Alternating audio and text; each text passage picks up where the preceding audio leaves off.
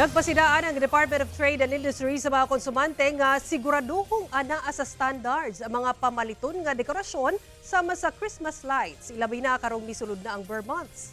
Sumalat ni Dexter Bermudez, ang Senior Trade and Industry Development Specialist sa DTI-11 atol sa pakiginabi sa GMA Super Radio Davao nga siguraduhong dunay Philippine Standard kon PS Mark ug Imported Commodity Clearance kon ICC sticker ang Christmas lights. Dugang ni Bermudez tumong sa pagbutang og PS Mark ug ICC sticker aron masiguro nga maayo ang kalidad sa paliton nga produkto ug malikayan ang mga disgrasya ug masiguro ang kaluwasan sa mga konsumante.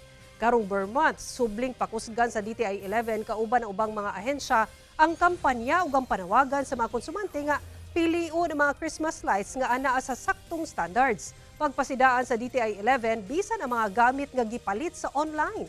Kinahanglang dunay PS Mark o ICC sticker. Ilabi na kung nalakip kini sa mga produkto ilawom sa mandatory certification.